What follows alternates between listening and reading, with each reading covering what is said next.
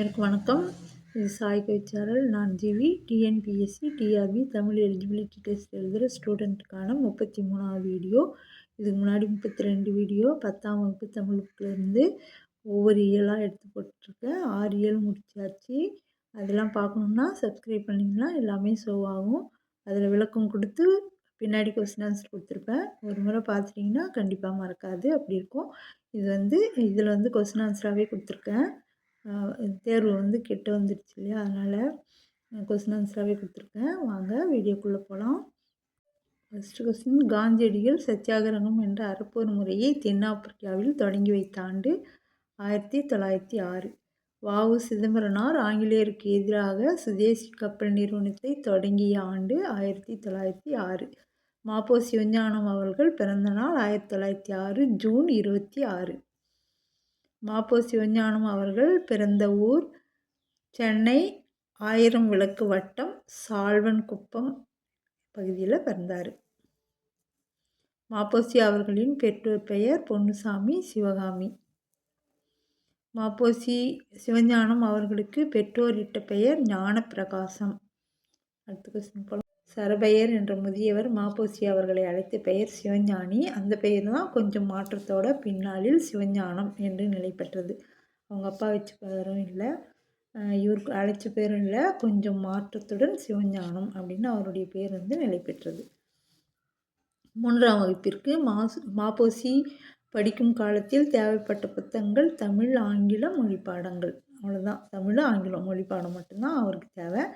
ம.பொ. அவர்களின் கல்வி 3ஆம் வகுப்புடன் முற்றுப்பெற காரணம் புத்தகங்கள் வாங்க முடியாத வறுமை நிலை. பாருங்கள், அந்த 2 புத்தகம் தான் வேணும், தமிழ், ஆங்கிலம்.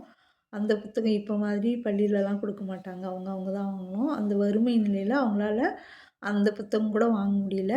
அதனால் அவரை ஸ்கூல்லேருந்து வீட்டுக்கு அனுப்பிட்டாங்க. அதனால் இவர் அவங்க அப்பா போய் திட்டிட்டு அதோடு நிறுத்திட்டார் அவங்க பிள்ளைய. ம.பொ. அவர்களின் இலக்கிய பயிற்சிக்கான பாடங்களாக அமைந்தவை. அவருடைய இளமை பருவத்தில் அவருக்கு இலக்கிய பயிற்சிக்கான பாடங்களாக அமைஞ்சது எதுன்னா, அன்னையார் இளமையில் அவருக்கு பயிற்றுவித்த பாக்கள். அவங்க அம்மா அவருக்கு பாட்டுங்கள்லாம் சொல்லி கொடுப்பாங்க. அந்த பாட்டு தான் அவருக்கு இலக்கிய பயிற்சியாக இருந்தது. ம.பொ. அவர்களின் அன்னையார் ம.பொ.க்கு பாடி காட்டிய பாடல்கள் என்னென்ன பாட்டு பாடினாங்க அப்படின்னா, அள்ளி அரசாணி மாலை, பவளக்கொடி மாலை, இந்த 2 அம்மானை பாடல்கள். இது 2மே இதுதான் பாடி காட்டி இலக்கிய அறிவு அவருக்கு கிடைச்சிது. அடுத்த கொஸ்டின் போல. ம.பொ. அவர்கள் தானாகவே விரும்பி மனனம் செய்த பாடல் சித்தர் பாடல்கள். அம்மா அள்ளி அரசாணி மாலை, பவளக்கொடி மாலையெல்லாம் சொல்லி கொடுத்தாங்க. ஆனால் அவராகவே விரும்பி படித்தது சித்தர் பாடல்கள். ம.பொ. அவர்கள் சொற்பொழிவுகளை கேட்டதன் மூலம் பெற்ற அறிவு இலக்கிய அறிவு. ஒருவன் அறிவு விளக்கம் பெறுவதற்கு 2 வழிகள் உள்ளன, ஒன்று கல்வி, மற்றொன்று கேள்வி என கூறியவர் ம.பொ. சிவஞானம் அவர்கள். அறிவு பெறத்துக்கு 2 வழி, ஒன்று கல்வி, இன்னொன்று கேள்வி அப்படின்னு கேட்டுக்கிறது. ஏட்டுக்கல்வி பெற இயலாமல் போனதால் ஏற்பட்ட இழப்பை ஈடு செய்ய ம.பொ. அவர்கள் செய்தது கேள்வி ஞானத்தை பெறுதல். அதாவது நல்ல விஷயங்களை கேள்விப்பட்டு, அதாவது சொற்பொழிவுகள் இதெல்லாம் கேட்டு அவர் ஞானத்தை பெறுறது. அதுதான் கேள்வி ஞானத்தை பெறுதல். தனது கேள்வி ஞானத்தை பெருக்கிய பெருமையில் யாருக்கு மிகுந்த பங்கு இருப்பதாக ம.பொ. கூறுகிறார். திரு பாதிரிப்புலியூர் ஞானியரடிகள். இவருடைய இதை தான் சொற்பொழிவு தான் நிறைய கேட்பார் அவர். திரு பாதிரிப்புலியூர் ஞானியரடிகள். தனது உலகியல் அறிவு தோன்றிய நாள் தொட்டு இன்று வரை தாய்மொழியினேனும் நல்ல புலமை பெற்றுவிட வேண்டும் என்று யாருடன் கடுமையாக போர் நடத்தியிருப்பதாக கூறுகிறார் ம.பொ. தனது அறியாமையுடன். ம.பொ. அவர்கள் தனது வாழ்நாளில் சேர்த்து வைத்த சொத்துக்கள் என்று கூறியது பல்லாயிரக்கணக்கான நூல்கள். உணவுக்காக வைத்திருந்த பணத்தில் எதை வாங்கிவிட்டு பல வேளைகளில் ம.பொ. பட்டினி கிடந்தார். நூல்கள். காந்தி இர்வின் ஒப்பந்தம் ஏற்பட்ட காலம் 1931ஆம் ஆண்டு. காந்தி இர்வின் ஒப்பந்த காலத்தில் தீண்டாமை ஒழிப்பு, கதர் விற்பனை ஆகிய ஆக்க வழிபட்ட வேலைகளில் ஈடுபட்ட கட்சி பேராய கட்சி. தமிழா துள்ளி எழு என்னும் தலைப்புடைய துண்டறிக்கை ஒன்றை கடற்கரையில் குழுமியிருந்த மக்களிடையே வழங்கியதற்காக ம.பொ. அவர்கள் சிறையில் இடப்பட்ட ஆண்டு 30/9/1932. நீங்கள் வந்து கேள்வியும் நல்லா ஞாபகம் வச்சுக்கணும். இதில் எப்படி வேணாலும் ட்விஸ்ட் பண்ணி மாற்றி கூட கேட்பாங்க. அதாவது 30/9/1932 அவர் வந்து துண்டறிக்கையில் எழுதப்பட்டிருந்த வாசகம் என்னான்னு கூட கேட்பாங்க. தமிழா துள்ளியலு இது யார் கொடுத்தாங்கன்னு கேட்பாங்க. மாப்போசி இதெல்லாம் ஞாபகம் வச்சுக்கணும் நீங்கள். பழங்காலத்திலே பாண்டியன் ஆண்ட பெருமையை கூறி சோழன் ஆண்ட சிறப்பை சொல்லி சேரன் ஆண்ட மாண்பினை காட்டி எதற்காக மக்களுக்கு அழைப்பு விடுத்தார் மாப்போசி? விடுதலை போராட்டத்தில் ஈடுபட வருமாறு. 24வது பிரச்சனை. இந்தியாவை விட்டு வெள்ளையனே வெளியேறு என்ற தீர்மானத்தை பம்பாயில் கூடிய அகில இந்திய பேராயக் கட்சி ஒருமனதாக நிறைவேற்றிய தேதி 1942 ஆகஸ்ட் 8ஆம் நாள். பொன்னெழுத்துக்களால் பொறிக்கப்பட வேண்டிய புனித நாள்னு சொல்லிட்டு மாப்போசி இதில் சொல்லுவார். இது தன் வரலாறு தான் இந்த பாடமே. தமிழினத்தை ஒன்றுபடுத்தும் காப்பியம் சிலப்பதிகாரம் என்று கூறியவர் மாப்போசி. இதை மாற்றியும் கேட்கலாம். தமிழினத்தும் ஒன்றுபடுத்தும் காப்பியம் என்று மாப்போசி கூறியது அப்படின்னா சிலப்பதிகாரம்னு ஆன்சர் வரும். அதுக்கு தகுந்த மாதிரி நீங்கள் மாற்றிக்கணும், கேள்விக்கு தகுந்த மாதிரி. மாப்போசி அவர்களின் தன் வரலாற்று நூலின் பெயர் எனது போராட்டம். அவருடைய அந்த நூலின் பெயர் வந்து எனது போராட்டம். சிலம்பு செல்வர் என்று போற்றப்படுபவர் மாப்போ சிவஞானம் அவர்கள். மாப்போசி அவர்கள் சட்டமன்ற மேலவை உறுப்பினராக இருந்த ஆண்டு 1952 முதல் 1954 வரை. மாப்போசி அவர்கள் சட்டமன்ற மேலவை தலைவராக இருந்த ஆண்டு 1972 முதல் 1978 வரை. மாப்போசி அவர்களின் எந்த நூலுக்காக எந்த ஆண்டு சாகித்ய அகாதமி விருது பெற்றார்? வள்ளலார் கண்ட ஒருமைப்பாடு என்ற நூலுக்காக 1966ஆம் ஆண்டு சாகித்ய அகாதமி விருது பெற்றார். ஆசிரிய நாட்டின் தலைநகரம் வியன்னா.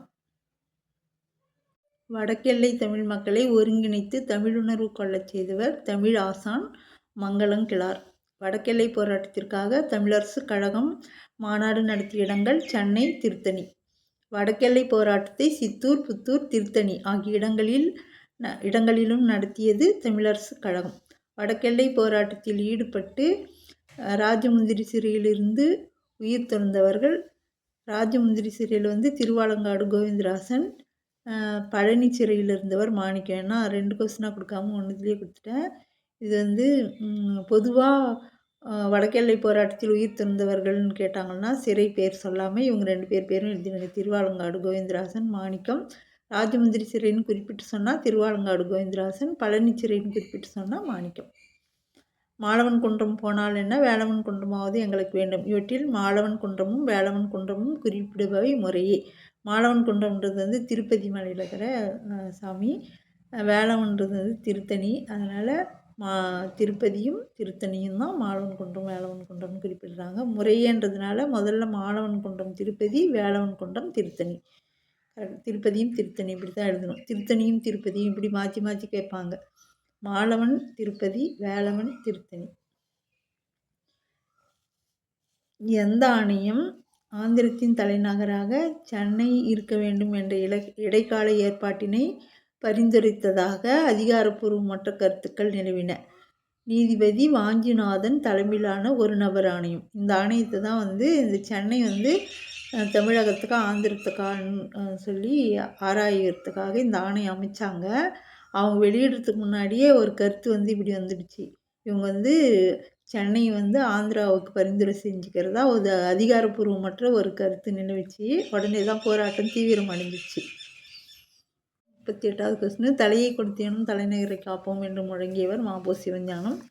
சென்னை தமிழருக்கே என்று உறுதியளித்த பிரதமர். உறுதியளிக்கப்பட்ட தேதி அன்றைய பிரதமர் நேரு அவர்கள் 25/3/1953. எல்லாரும் போராட்டம் நடத்தினதும் அவர் வந்து உறுதி கொடுத்துட்டார். நான் வந்து சென்னை வந்து தமிழகத்துக்கு கொடுத்துட்றேன், ஆந்திராவுக்கு தரமாட்டேன் அப்படின்னு சொல்லிட்டு. அவர் யாருன்னா நேரு அவர்கள் 25/3/1953 அவர் அந்த உறுதியளித்தார். சென்னையை மீட்க மாநகராட்சி கூட்டம் கூட்டி தீர்மானம் நிறைவேற்றிய போது அப்போது மாநகர தந்தை டேஸ் தலைமையேற்றார். மாநகர தந்தையாக இருந்தவர் வந்து செங்கல்வராயன். அவர் தான் வந்து சென்னை மீட்கிறதுக்காக தீர்மானம் நிறைவேற்றின போது தலைமையேற்றவர் செங்கல்வராயன், மாநகர தந்தை. மாப்போசி அவர்களின் தெற்கெல்லை கிளர்ச்சி பற்றிய முதல் பேச்சு நடைபெற்ற தேதி 1946 அக்டோபர் 25. அப்போ தான் அவர் வந்து தெற்கெல்லை பற்றி பேசினார் முதலாக. 1946 அக்டோபர் 25. எங்கன்னா வடிவீஸ்வரத்தில் வடிவை வாலிபர் சங்கத்தின் ஆண்டு விழாவில். எப்படி கேட்டாலும் அதுக்கு தகுந்த மாதிரி ஆப்ஷன் நீங்கள் எழுதிக்கணும். இது டீட்டெயிலுக்காக கொஞ்சம் எக்ஸ்ட்ரா கொடுத்துருக்கேன். தெற்கெல்லை பகுதிகளை கேரளா, அதாவது திருவிதாங்கூர் மன்னர் தான் ஆட்சி செஞ்சிருந்தது. தெற்கெல்லை பகுதிகளை கேரள முடியாட்சியிலிருந்து மீட்க போராடிய ஆண்டுகள் 1953-54. அந்த ஆண்டுகளில் தான் தெற்கெல்லை பகுதியை இந்த கேரள அரசுலேருந்து மீட்கிறதுக்காக போராடினாங்க. தமிழக வடக்கு தெற்கு எல்லை கிளர்ச்சிகளை தமிழகம் தழுவிய அளவில் தொடங்கி வைத்த இயக்கம் வந்து தமிழரசு கழகம்.